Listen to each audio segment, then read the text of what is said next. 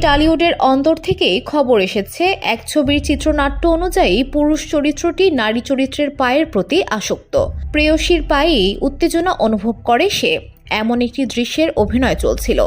কিন্তু হঠাৎই অভিনয় যেন ছাড়িয়ে যায় চিত্রনাট্যের সীমা। অভিনেতার নাছোড় হাত তখন অভিনেত্রীর পা ছাড়িয়ে প্রায় উড়ু ছুঁতে যায়। সেই মুহূর্তেই বেঁকে বসেন অভিনেত্রী, বাধা দেন। নায়কেরও হুঁশ ফেরে, সামলে নেন নিজেকে। সেই অভিনেত্রীর স্বামী ছিলেন সেই ছবিরই পরিচালক, তাই স্বামীও পদক্ষেপ নেন সঙ্গে সঙ্গে। কিন্তু এই ঘটনায় আহত হয় অভিনেতার আত্মাভিমান।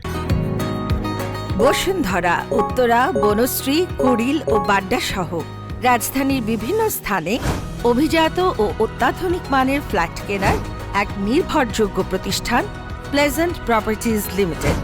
তাই আপনার স্বপ্নের আবাসনের জন্য আজই যোগাযোগ করুন। Pleasant properties limited, where destiny matches eventually.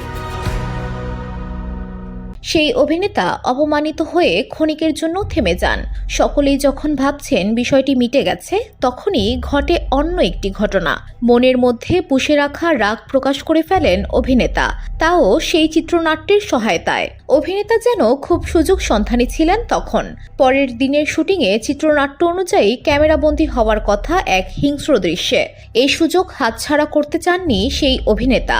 সেই মেথড অ্যাক্টিংয়ের মোড়কে দৃশ্যকে বাস্তবসম্মত করার জন্য চরিত্রের প্রায় ভেতরে ঢুকে পড়েন সেই অভিনেতা। অভিনেত্রীকে চর মারার একটি দৃশ্যের সম্পূর্ণ সদ্ব্যবহার করলেন তিনি।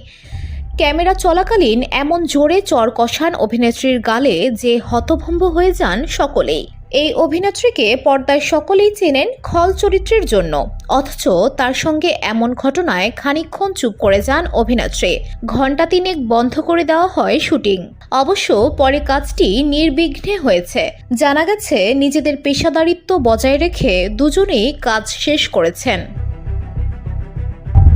VOD Bangla news desk.